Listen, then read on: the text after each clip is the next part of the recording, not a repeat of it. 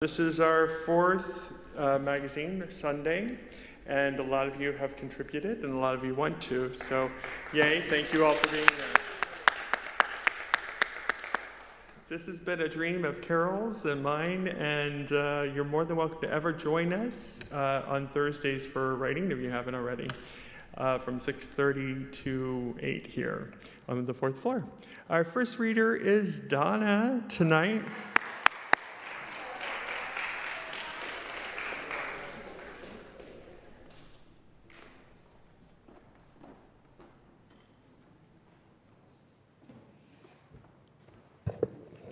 Good evening. When I wrote this piece, there was another story I wanted to write, and it was about colors, white and black.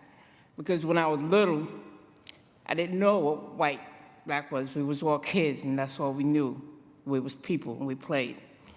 But then I started thinking, and that's when I came and I wrote this. It's a letter to God. It says, "Dear God, I'm writing you this letter. I know that I don't have to write, but I want to.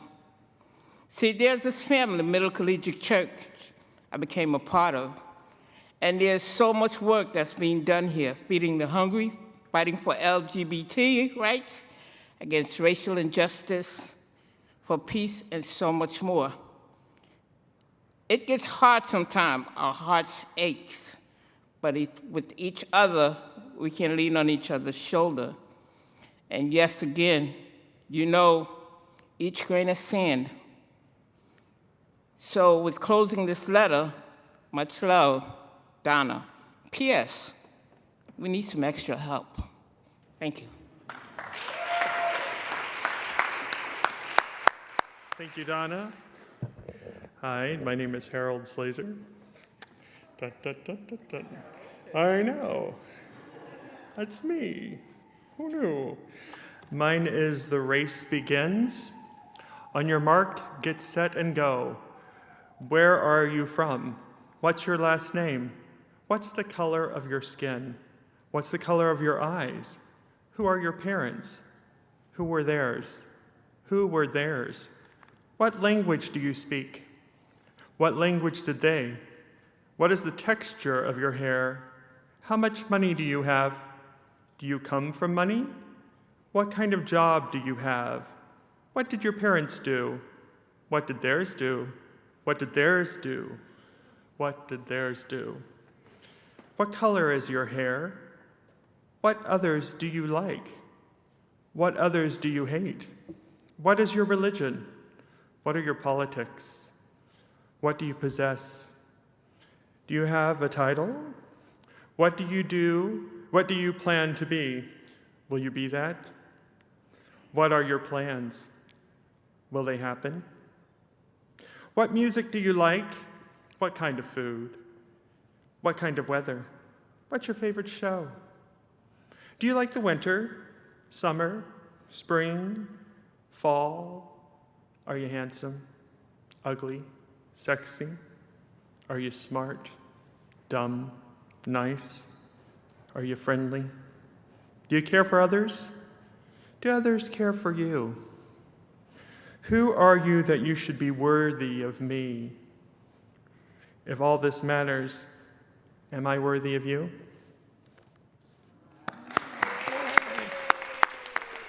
Gloria.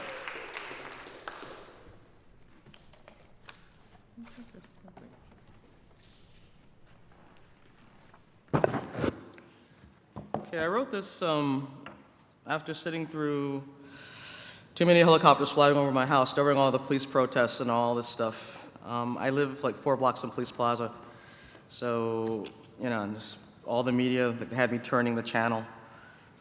I'm going to read from my piece. Issues of race have been in the news for quite a while, especially in light of the verdicts surrounding the deaths of Michael Brown and Eric Garner. I think back to the murder of Vincent Chin in Detroit. In 1982, Chin was beaten to death by some auto workers who thought he was Japanese.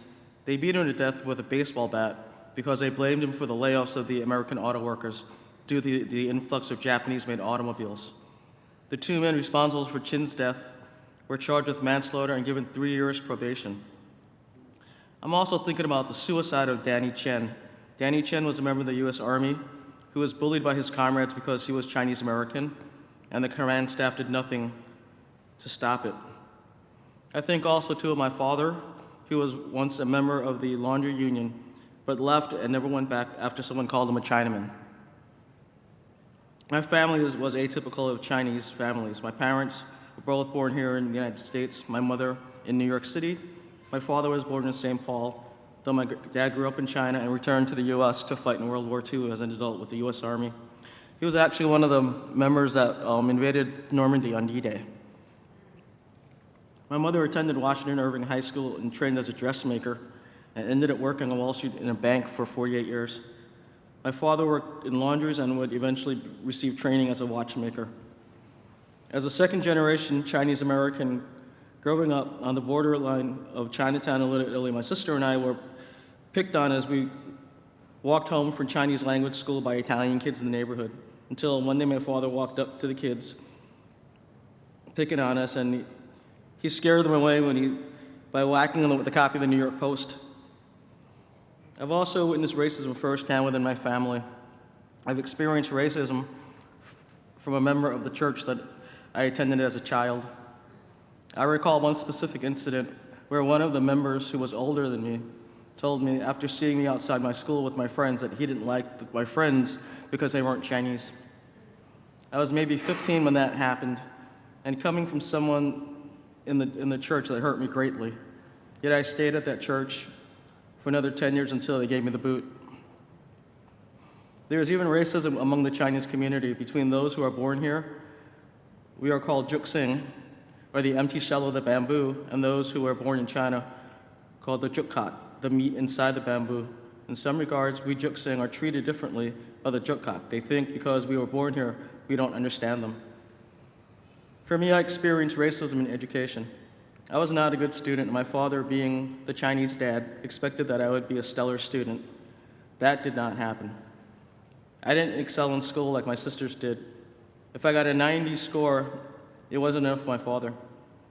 I found out later in life that the reason I struggled in school was an undiagnosed learning disability.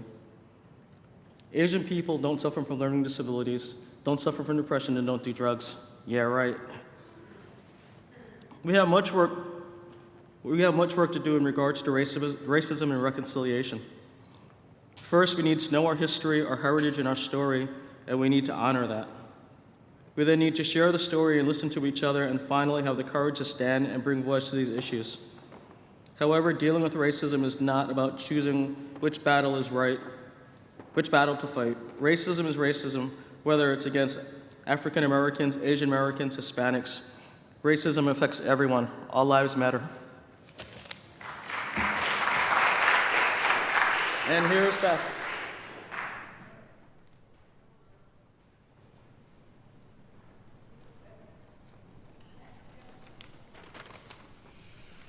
Okay.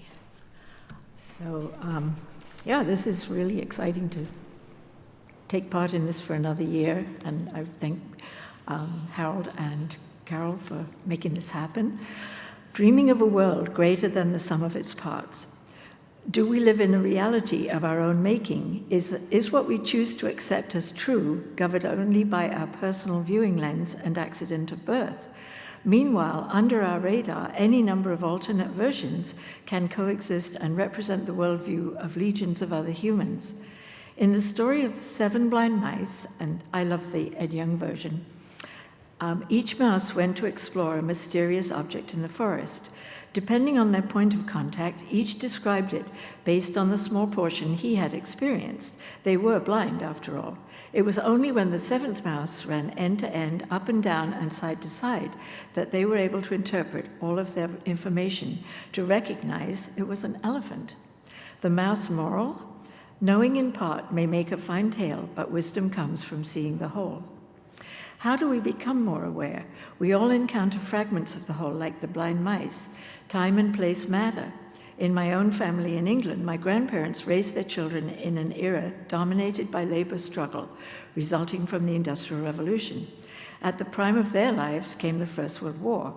Their children, my parents, were born then, during that war, and next, the Great Depression, the Spanish flu epidemic, more labor unrest, and the burgeoning of flight, radio, travel, mass communication, and World War II. Kind of rotten luck, and yet they still experienced the normal features of life, joys and sorrows, births and deaths, marriages and homemaking, challenges and rewards, everyday pleasures and frustrations. This was the life they got. Each generation just gets more of the same, only differently. Yet none of us know for sure the historical perspective. What will turn out to have mattered most 20 or 100 years from now? In the letter Dr. Martin Luther King Jr. wrote from Birmingham jail, he said, the call for patience reveals a tragic misconception of time from the strangely irrational notion that there is something in the very flow of time that will inevitably cure all ills. Actually, time itself is neutral. It can be used either destructively or constructively. Human progress never rolls in on wheels of inevitability. It comes through the tireless efforts of men and women willing to be co-workers with God. And without this hard work, time itself becomes an ally of the forces of social stagnation.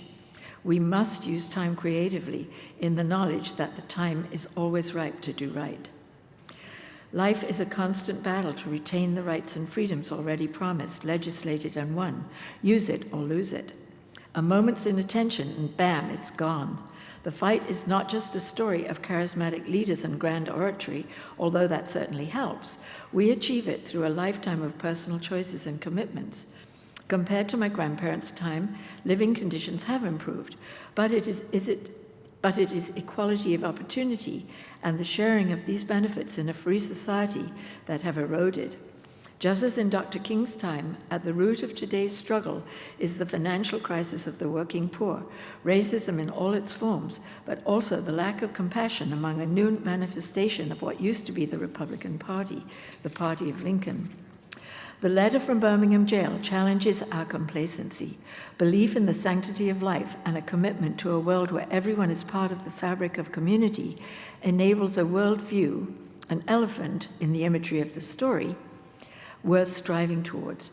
We may not know in our lifetime what the whole elephant looks like, but let's participate, seek out our own role, and make the most of it while we are here, not just so that we bloom where we are planted, but that we look around and make sure others are blooming too. Thank you.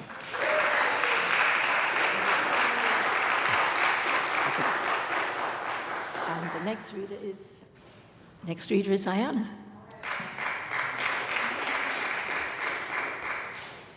Okay, so I wasn't in the writing group, but I'm an honorary member because Beth helped me with my writing. I felt I needed feedback, and so she gave it to me. So this is about my cousin Ethel, and so I want you to get to know my cousin Ethel and share her with you as much as I want to just read what I wrote. Okay, so when I think of courage, I think of my cousin Ethel, the last living relative in my family from my parents' generation. Ethel and my father both came from shtetls, or small towns in Poland, where Jews still lived pretty much as they had for centuries. Think Fiddler on the Roof and Chagall paintings. My father and his family all lived in one room with a dirt floor with their chickens and goats. Ethel's husband and my father were cousins, so she's actually my cousin by marriage. My father was able to leave the country before Germany invaded Poland.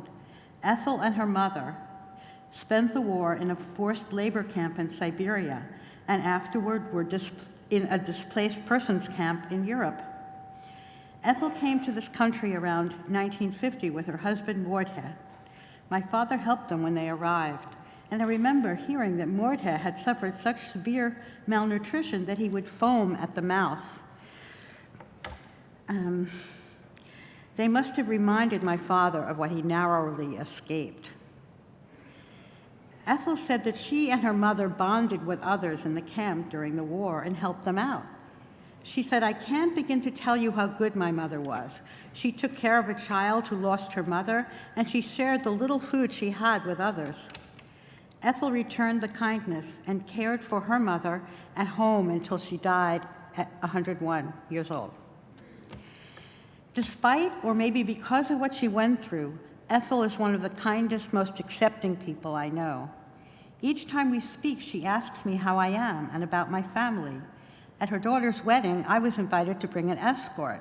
And when I came with a woman partner and danced with her, Ethel, though she comes from a traditional culture, greeted us warmly. I came to the rather formal event wearing my black jeans, yet I felt fully welcomed by her and not out of place. After my mother died 10 years ago, I continued to be in touch with Ethel. I often felt she was looking after me instead of the other way around. When I called her after a lapse of time, she would reassure me, as long as you're well. She recently moved into a nursing home, and my heart is with her on her new journey. I heard that she helps other residents in the dining room, encouraging them to eat, making the best of a challenging situation as she and her mother did during the war. She tells me, stay in good health and be well, and I know God is looking after me. She seems to have learned from her life experience the resilience of human nature and the protection of God. Knowing Ethel and her life opens my heart and helps me feel part of a web of family that extends in ever-widening circles. When I volunteer now at the food pantry at Middle Church, as I wait for people to come through the door, I feel that I am welcoming members of my own family. I don't volunteer enough.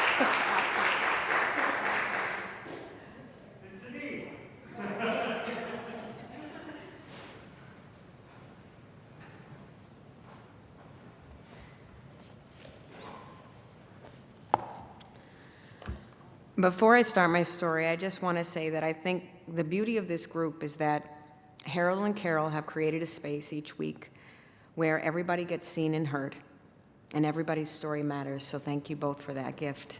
It's been a great gift to me, and I know it's been a great gift to other people. This is called Tales from the Subway. 4-train Manhattan bound.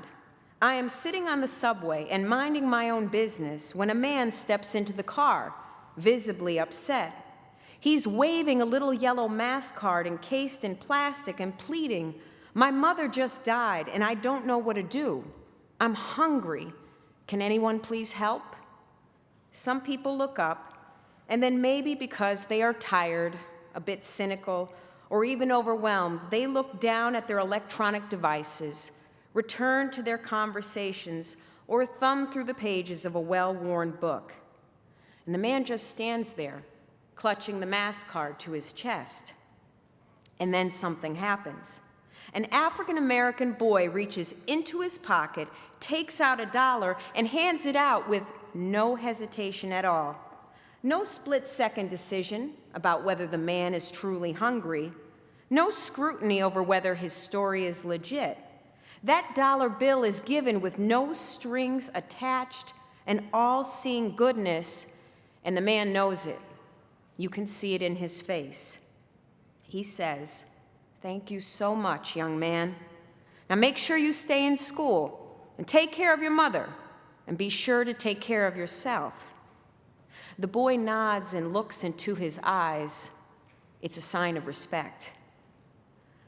I don't know what moved me more about this moment, the respect a boy gave to a man who was struggling, or the advice a struggling man gave to a boy who would someday become a man, or the dollar bill that was given with no judgment at all.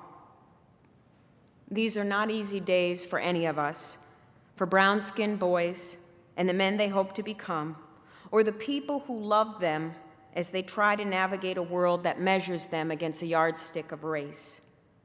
But there is a rumbling under the surface that is springing to life. A groundswell of voices from so many different cities, in all sorts of bodies, showing up in the faces of young and old, saying, "No more to judgment and brutality, no more to devaluing a human life." Thank you. And our next reader is Michelle.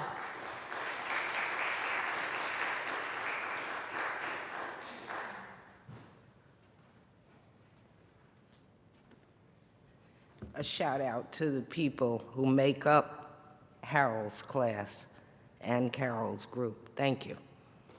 The title of this is The Facts, Ma'am, Just the Facts, or I'm Just Saying. ISIS, Boko Haram, Houthi, the Klan, Rabbit Cops. Different names, same game. Different locations, same plan.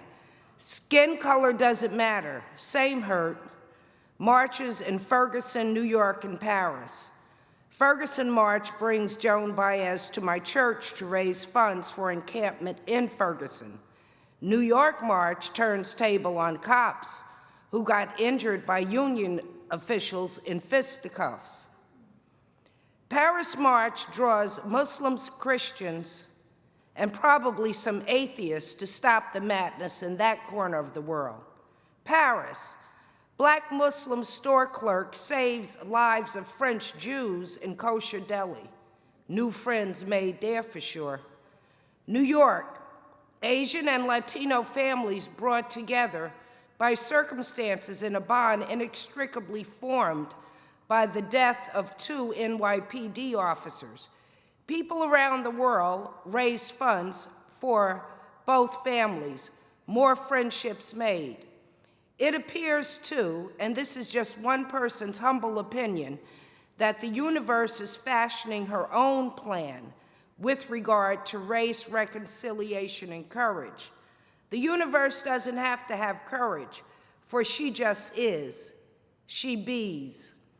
As we come together to comfort, console, march with, and for, we are, in fact, reconciling. Insha'Allah. And the next reader is Susan.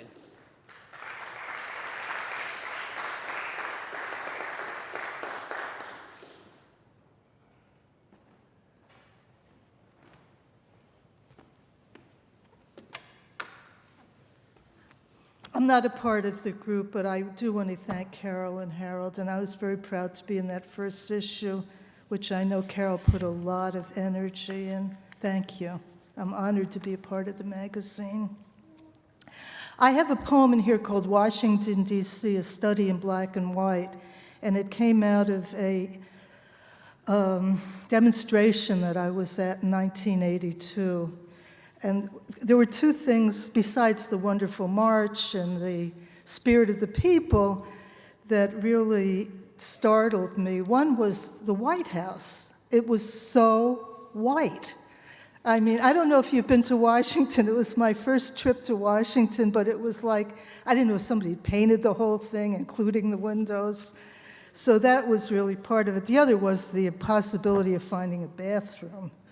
It's like we tried, before we got to the porta potties, everybody, when they saw us coming, they would lock their shops and lock their stores. So anyway, this poem, there's just the last part of it in the magazine. It's not a very long poem, so I'm just going to read the poem, the whole thing. Washington, D.C., A Study in Black and White. Monumental, the seat of government, seat of power, the throne whereon the monarch sits, empty or seemingly so, not person, building, this chill spring, glistening in early afternoon sun, where human act becomes object, a frozen thing. To see it is to understand, nothing walks here, nothing moves, to comprehend with vision, take it in with the eyes, examine the city as a work of art, a philosophical concept, a graveyard of classical suspense, centuries out of date. Washington, D.C., tomb of unyielding laws, monument to abstraction, to rigid perspective, muted tone, to dead heroes and ancient tales, always of warriors, always of men, perfectly proportioned, perfectly still, monument to the universal, what is out of time, to the ascendancy, the omnipotency, not of order, of law. March 27, 1982, we protest yet another unjust war, walking the periphery of the ghetto to DuPont Circle, appropriate name, the dividing line between black and white. We should have stayed there today in Malcolm X Park. Instead of a symbolic beginning, it should have been the end of it. Someday we'll learn, always expecting, always wanting to be heard by the halls of justice, the walls of state, the ones who run things, the important folk. Our final destination, Lafayette Park, across the street from the grandest building of them all, the White House.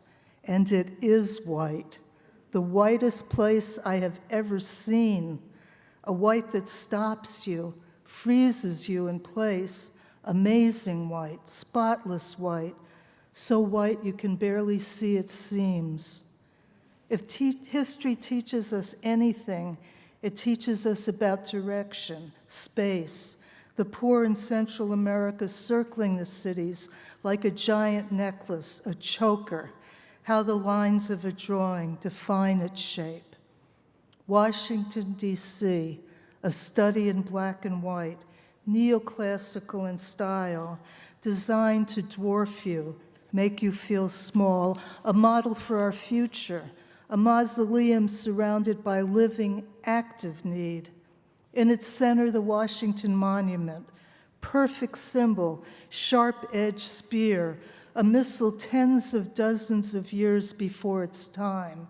Not sex, weapon, the ultimate offense. Later, on the bus ride home, newspapers swirl through deserted New York streets, but there is more energy here in this refuge, more action in the wads, the waste, and less to fear than in that tomb to eternity, that shrine that rules our lives, that sets our days, that governs us, or tries.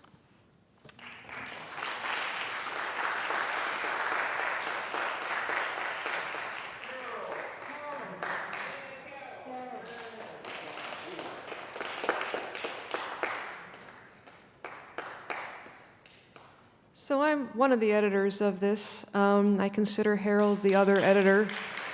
Harold and I are partners in this endeavor. And I just want to say how miraculous I think it is that we finally have a voice, us writers, in this large community where there's a lot of things competing for attention, that the writers finally have a voice. There are extra copies on sale today if you want to pick up, an extra copy. I have some. I'm just going to mention my piece. I'm not going to read the whole thing, but if any of you have read To Kill a Mockingbird, either for school or just on your own, you might have heard that there is supposed to be a sequel or a prequel published this summer. They found an old manuscript of Harper Lee's, and it's finished. But shortly after that came out, there was all this outcry that, oh, maybe it's not as good as the original. Harper Lee is 88 years old. Maybe she doesn't want it to be published, or maybe she thought she was giving permission when she didn't. So if you read this piece in the magazine, it's just about how I think we really need to hear from her again in this day and age where there is so much racial strife and strife around the world about many opposing factions. And so I say in this piece that I think we really need for this to be published. So I'm going to be waiting in July to see if this comes out, and I think if it doesn't, we should all start making some noise. So who's next? Fred.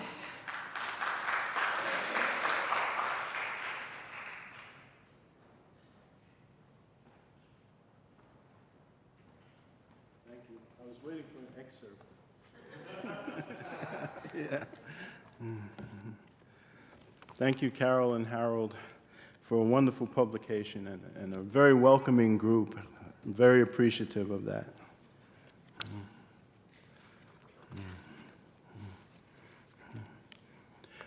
I am many things. I am a man. I am a black man. I am an African American. I am an American.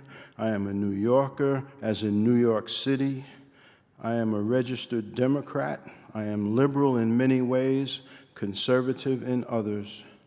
I am a retired civil servant who dispatched units to fires and emergencies for over 25 years for the New York City Fire Department.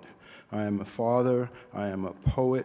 I am a percussionist. I am not an activist, but I have taken actions that have come down clearly on the liberal civil rights side of things, and in college protesting a planned withdrawal of funding from minority and interdisciplinary studies, and being on staff of the Black Students Campus publication, Sisi Kwa Sisi, Swahili for We for Us. I am many things, eclectic life experience, yes, but it is not as complicated, complex as it might seem to exist in this one body.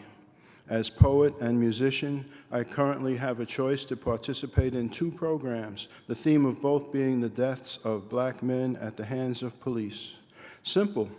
I respect the system as it is necessary for order and protection of life and property, but I see the need for real systemic change to what is too often a brutal system that murders with impunity. So I will participate in these declaratory, exclamatory protest programs that I'm sure will be heavily, but by no means exclusively, Black and Afrocentric. A simple choice, because though I am many things, I have but one heart that speaks to me in language I can always understand, incident by incident, headline by headline, war by war, a life by a life. The question, how much of myself, of me to commit? How much courage will it take? And do I have the courage to create the world I want? Thank you. Thank you.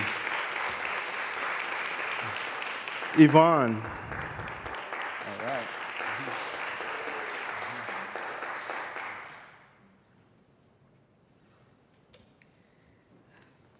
You notice that everyone who came to speak had one piece of paper and looked very sedate. I have 3 books, and they're all about a certain subject that I wish to speak to you about. C, not the one you see this way, and not the rolling sea that wets you. It is the letter C. Thursday is my C day. How did Thursday get to be my C day? Because from 5:30, can you hear me? Because from 5:30 in the morning till 10 o'clock at night, I am doing C's. The first thing that happens at 5:30 in the morning is that the clock goes off. I hit it with my right hand and grab the channel changer with my left hand. Both feet hit the carpeted floor at the same time, into the water chamber, otherwise known as the bathroom, and out again.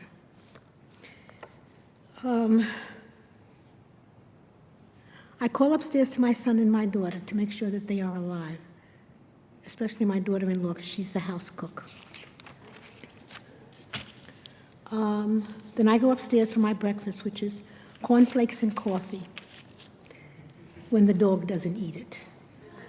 My dog loves Reese cornflakes and Kellogg's cornflakes, so you could be out of those 2 objects at any day. If your day depended on it, you would be out of it between me and the dog. All my C-day duties must be completed by 4:30 p.m. They begin at 5:30 a.m. When the 5:30, when you buy alarm clocks, they have the cheaper the clock, the worse they sound. Well, I must have bought this for 10 cents because it is the worst alarm I have ever heard in my life. So what I do is I lean over and I hit that, and then I reach over and get my channel changer. Both feet go on the carpeted floor at the same time, going to the water chamber, otherwise known as the bathroom. And I begin my day. I have to comb my hair. I have to put on cosmetics, and at my age, that takes a great deal of time. Okay? I do my wash up in the bathroom and get out of the bathroom and go back to the room, and on the bed, I always have food. I don't know how, I can never remember how the food got from the table to the middle of my bed, but it's there when I arrive. This goes on all day. I eat, besides my coffee and my cornflakes, all day long I am eating sea things. But I lay out my clothes. They're there and waiting. But at the last minute, for some reason, I never liked the blouse I picked out the night before. And so as the day goes on, after 12 o'clock, it falls into that part of the day when I know that at 4:33 exactly, that Accessoride will come and pick me up. So for the next 4 hours, everything is Accessoride. So you have to call them to they call you to tell you that your cab will arrive at 4:33. It is never 4:30. It is never 4:35. It is always 4:33 or 4:38. And so you wait for them to arrive. But as you only have this, and this always occurs in the last hour, 2 hours before they arrive, you suddenly remember, get your stuff together. Get your stuff together. You got to get your cardiac monitor. You got to get your neck collar.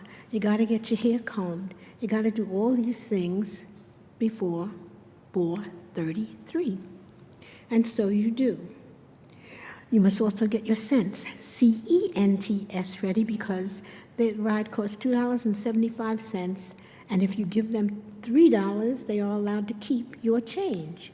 So if you do not wish to give a tip, you give them $2.75, and they're highly grateful for it. And around 4:30,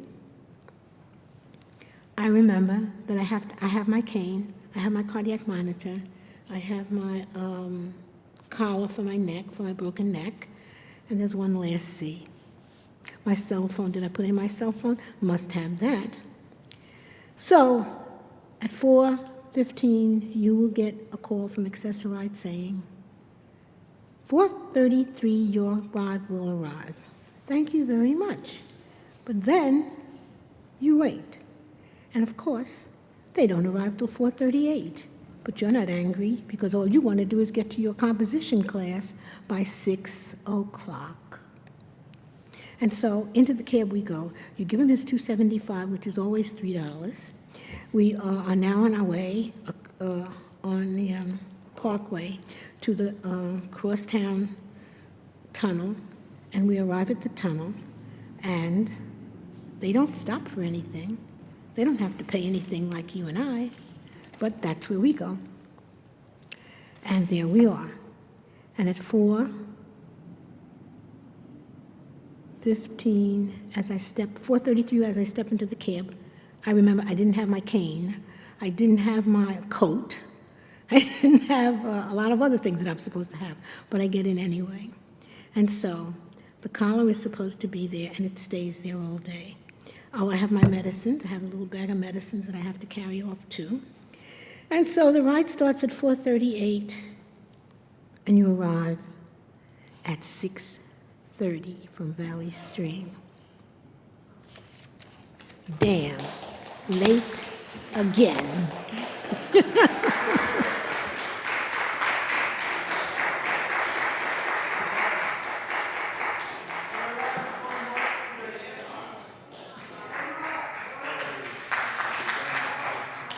Oh, thank you so much, everyone, for your patience and for your presence and for your support and all of that, and for this magazine and this wonderful community that we've built around the act of writing. Something that most people say you should keep to yourself, but let's not do that today. Fortitude and the way forward. New Year's Eve is always loaded with expectations. Being a moment where everything is supposed to change in miraculous ways and the chance to start again is concretized by a new set of dates on a new calendar. As 2014 passed into 2015, at least 1 million gathered in Times Square to watch an illuminated ball move from the top of a pole on the roof of one Times Square to the bottom of that same pole. Cheers and fireworks erupted. People kissed each other, sang Auld Lang Syne, had a couple of drinks, and then a honeymooners marathon began. The number of people assembled to watch the ball drop is in dispute, mainly because it's difficult to accurately gauge how many people were pinned in for how many hours in the December-January cold, but we do know that it was just about 1 million. One number that isn't in dispute is the number of arrests for quality of life crimes. Public urination and/or intoxication, minor drug possession, that was 0. And another thing we know for sure is the theme attached to the ball drop ceremony for this year, which was fortitude. By one dictionary definition, fortitude is strength of mind that enables a person to encounter danger or bear pain or adversity with courage. Calling to mind the solid walls of a fortress, a keep high on a mountain that deters the storming horde simply by being inaccessible, when you start thinking about the quality of fortitude, admiration and esteem come to mind. Eerily prescient or just ironically appropriate, the theme selected by event organizers couldn't have been more right. It takes a willingness to ask the hard questions and not shrink back from the hard answers to make any progress that bends the arc of history more inevitably toward justice. The moment calls for fortitude, and that is as good a word as any as for what's required of us. To put it plainly, we are a very, very long way from approaching common ground, mainly because too many people are willing to give up their civil liberties and rights in exchange for the promise of security. By ensconcing oneself in the comforting narrative that makes every cop Sergeant Joe Friday and every kid with loose pants into Willie Horton, much of the nation takes the easy way out of confronting the real issues of race, perception of the other, and equal protection under the law. On the other hand, it is just as much of a cop-out to tie any and all who take the oath to protect and serve up in a bow that links directly to the Aryan nations. A desire for order overtakes the impulse toward community, but that's no good reason for that always to be the case. Even if somehow a police state feels more orderly in a world spinning from crisis to catastrophe to disaster to calamity at the pace of a news cycle. The way forward is to think about solutions, to run to ground to the essence of the problem, inequality in its varied forms, the crime committed at the start of colonization in America, and everything else that came out of that Pandora's box, and to look to find a way to harness the energy of movements right now afoot across the globe, from the Occupy demonstrations to the Hong Kong student sit-ins, to begin to create organizations and methodologies based on respect for the basic rights of mankind, and begin the process of reconciliation. The tallying of accounts this city and nation seem to be longing for can't be just one thing, one edict, or one step taken by one leader, but a journey whose first tottering steps we desperately need to take together and with hopeful eyes fixed on a future that allows for the possibility of a coming together, long wished for and for so long just out of reach. Thank you. All right, thank you all for coming to this. We have cake in the back, and I want to thank all the writers and all the people who have submitted over the years to Sunday Magazine or come to a literary class or even just come through the doors at Middle. Thank you all for being part of our community. Thank you.